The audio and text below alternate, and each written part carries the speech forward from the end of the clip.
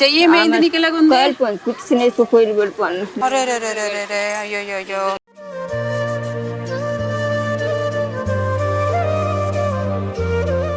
అమ్మ కుర్చీ ఒకసారి ఇవ్వరా.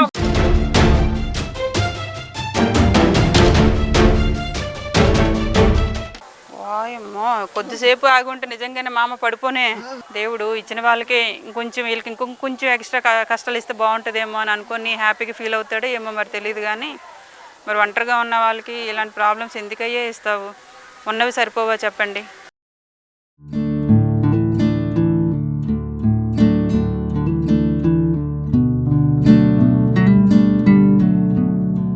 అమ్మా నమస్తే. అమ్మా నమస్తే తల్లి, బాగున్నారా?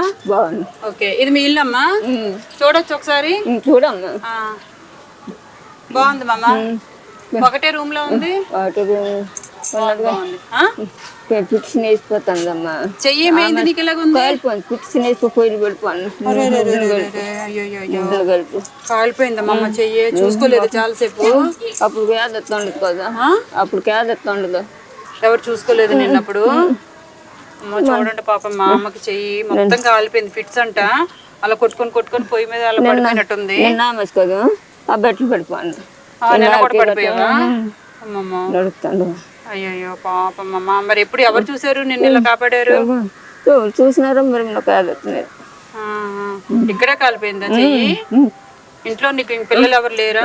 పిల్లలు, భర్త, తల్లిదండ్రులు లేరు. అయ్యో అమ్మ, ఒంటరిదానివమ్మ. అమ్మా ఎంత అన్ని అడుగుతున్నాం కానీ నీ పేరు అడగలేదు తల్లి. బాణపుర పాపమ్మ. పాపమ్మ గారా? పెళ్ళయిందా తల్లి? పెళ్ళయింది, భర్త చచ్చిపోండి, పిల్లలు లేరు. అయ్యో, ఎప్పుడు చనిపోయారు? 5-6 సంవత్సరాలు అవుతుంది. 5-6 సంవత్సరాలు అవుతుంది.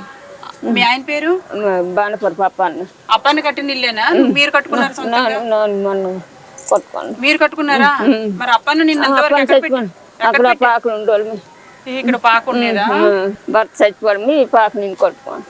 అదే ఇలా ఇటుకలతో కట్టుకున్నావమ్మా? ఎంత అయిందమ్మా ఇలా కట్టుకోవడానికి? 35. మరి నీకు డబ్బులు ఎలా వచ్చాయి? డబ్బు పెన్షన్ 4,000 వస్తుందంట కదా, అలాగా దాని మీద ఓడుకొని అలా కొట్టు. పెన్షన్ డబ్బుల మీద బతుకుతున్నావు. గట్టి మరి వెళ్ళలేదు. సో నీ బాధ అయితే వర్ణనాతీతం తల్లి. పిల్లలు లేరు, భర్త లేరు, ఫిట్స్ వ్యాధి ఉంది, తల్లిదండ్రులు లేరు. ఏదైనా పడిపోయినా చేసినా కనీసం చూస్తే అతను నేపతాలు తనుకొని చెప్పడం. సో పాపం ఏదో పోనీ ఉన్న పూటైనా సరిగ్గా వంట చేసుకుని తిందాం అనుకుంటే చెయ్యి కూడా, నేనేదో ఫిజికల్ హ్యాండిక్యాప్డ్ ఏమనుకున్నాను కానీ కాదు. ఆరోగ్యం అయితే అదే హ్యాండ్స్, కాళ్ళు, చేతులు అన్ని బాగానే ఉన్నాయి కానీ తన ఫిట్స్ వ్యాధి వల్ల మరో ఫిజికల్ హ్యాండిక్యాప్ టైప్ లో హ్యాండ్ అయిపోయింది అనమాట. నడుము చెయ్య కాలిపోయింది. పాపం కదా నిజంగా. దేవుడు ఇచ్చిన వాళ్ళకి ఇంకొంచెం వీళ్ళకి ఇంకొంచెం ఎక్స్ట్రా కష్టాలు ఇస్తే బాగుంటుందేమో అని అనుకొని హ్యాపీగా ఫీల్ అవుతాడు ఏమో మరి తెలియదు. కానీ మరి ఒంటరిగా ఉన్న వాళ్ళకి ఇలాంటి ప్రాబ్లమ్స్ ఎందుకయ్యే ఇస్తావు? ఉన్నవి సరిపోవా చెప్పండి?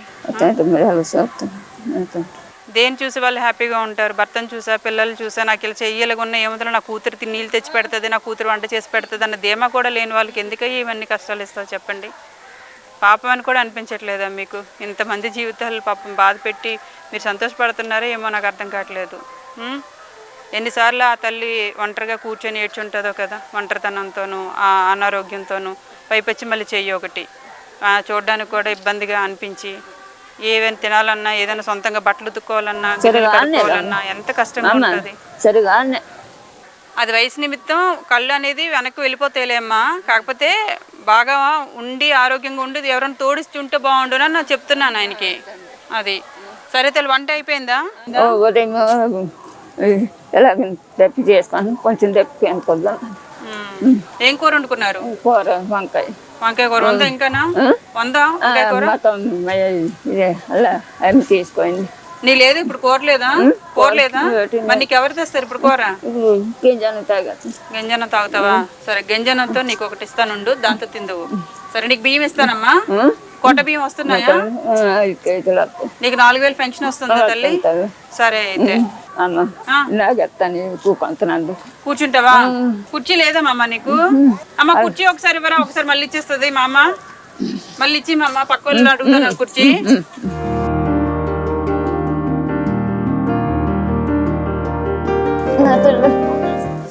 కాళ్ళు లాగేస్తున్నాయంట, కాళ్ళు చేతులు. కొద్దిసేపు కళ్ళు తిరిగి పడిపోతుందేమో అని భయంతో కుర్చీ వేయించాను. మంచినీళ్ళు ఇస్తే బాగుండునా? ఏమి మంచినీళ్ళు ఎక్కడున్నాయి? బిందులో ఉన్నాయా?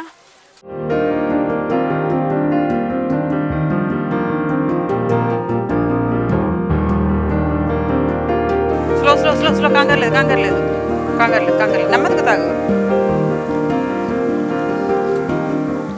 వాయమ్మో, కొద్దిసేపు ఆగి ఉంటే నిజంగానే మామ పడిపోనే. కొంచెం నిదానంగా ఉండు. నేను పడగొట్టేదానిలాగా ఉన్నానేమో ఈ 5 నిమిషాలకి. నిదానం నిదానం, కంగారు పడుకో. అందుకేనా ఆయాసం వచ్చేస్తుంది. కంగారు లేదు మింగు మింగు ఇంకో కొంచెం తేనా. మామ కళ్ళు మూసుకో ఒకసారి, కళ్ళు మూసుకో.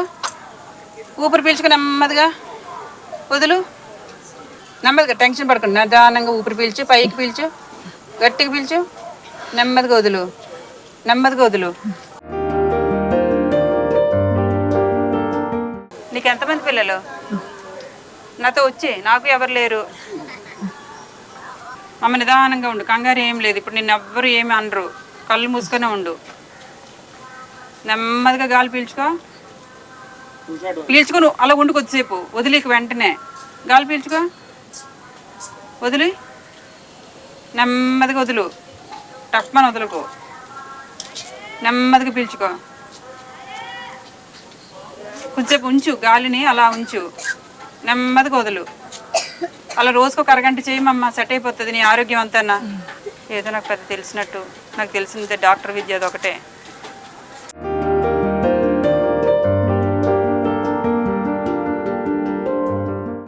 పాపమ్మ నెమ్మది కళ్ళు తెరువు. ఇప్పుడు కొంచెం నిదానంగా ఉందా? కొంచెం ఆయాసం తగ్గిందా? కూర్చొని ఉండు, కంగారు ఏం లేదు. ఓకేనా? నీకు బియ్యం తెప్పిస్తాను, తీసుకుంటారా తల్లి? అమ్మ బియ్యం తీసుకురండి. కంగారు ఏం పడకమ్మా, కొంచెం నిదానంగా ఉండండి.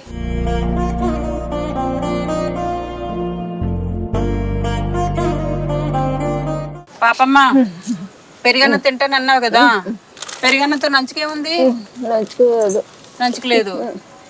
ఇగో మమ్మ, మ్యాంగో పచ్చడి, మామిడికాయ పచ్చడి కొంచెం వేసుకొని కడుపు నిండా అన్నం తిను, హాయిగా ఉంటది. సరేనా? ఇక ఇందులో పప్పులు ఉప్పులు ఇవన్నీ ఉన్నాయి, ఇవన్నీ నీకే. ఏమ్మా ఎందా, ఇవన్నీ నీకే మమ్మ. చూసుకున్నావా? ఈ బియ్యం కూడా నీకే తల్లి.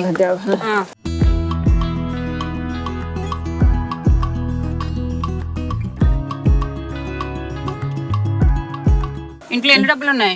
ఇంట్లో ఎన్ని డబ్బులు ఉన్నాయి? మరి చీర ఉట్టిన ఇచ్చాను అనుకుంటున్నావా? నీకు ఇప్పటి వరకు నీకు వైద్యం చేశాను, అర్థమైందా? వైద్యానికి ఒక 200, చీరకు ఒక 200, 400 తెచ్చాలి. తొందర రావా, వెళ్ళిపోవాలి. 400, ఇప్పుడు 300 ఇవ్వు. ఎక్కడున్నాయి చెప్పు, నేనే వెళ్ళి తెస్తాను. నువ్వెందుకులే, నీకు ఆయాసం కదా. ఎక్కడున్నాయి చెప్పు. ఇలా బ్యాగ్ ఉంది. బ్యాగ్ లేదమ్మా, చౌకరికి కొద్ది ఇచ్చాను. మరి ఇప్పుడు ఎక్కడ ఉన్నాయి డబ్బులు? మిగతా డబ్బులు ఎక్కడ ఉన్నాయి? మిగతా డబ్బులు ఎంత? సౌకర్య దగ్గర ఉన్నాయా? ఎంత ఉన్నాయి సౌకర్య దగ్గర? 200 ఎంత ఉంటుంది? సౌకర్య దగ్గర డబ్బులు ఉన్నాయి, తెచ్చేయండి. సౌకర్యకి ఫోన్ చేయండి ఒకసారి. 200 ఏరే సౌకర్య ఇక్కడ ఉన్నాడు ఇటే. బాబు సౌకర్య ఎక్కడ ఉన్నావు? ఫోన్లే అదే పెందులే.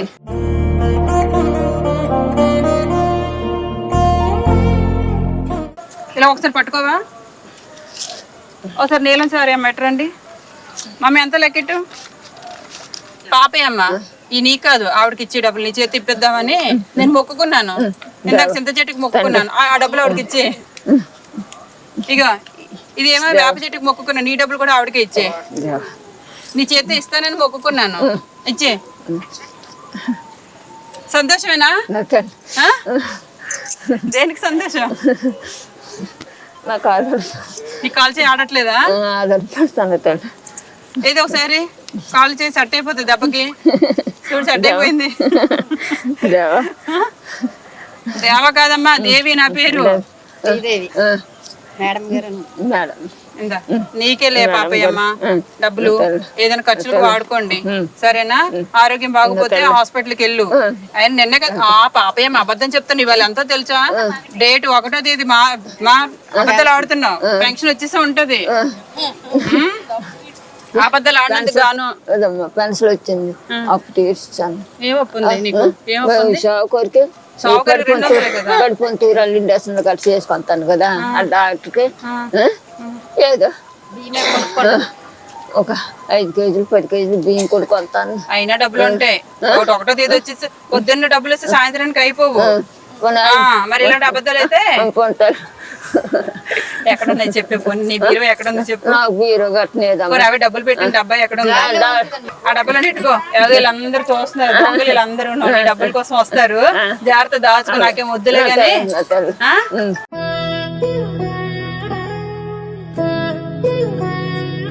నాలుగు బస్సాలు చెయ్యాలమ్మా. అలాగే ముందుకు రావాలి నా తల్లి. అలాగే నా తల్లి నా తల్లి. సరే ఓకే. చాలా సంతోషం. వెళ్ళొస్తాను. హ్యాపీయే కదా? నా తల్లి లేగాలి. ఇప్పుడు నువ్వు లేస్తున్నావు పరిగెట్టేస్తావు కాసేపట్లో ఆనందంతో. పరిగెట్టేస్తావు అలాగే 2 రౌండ్లు పరుగు పందెం పెట్టుకుందాం మన ఇద్దరమేనే. పరిగెట్టేస్తావు. అలా వచ్చేసింది ఎనర్జీ నీకు దెబ్బకి. వెళ్ళొస్తాను. నమస్కారం.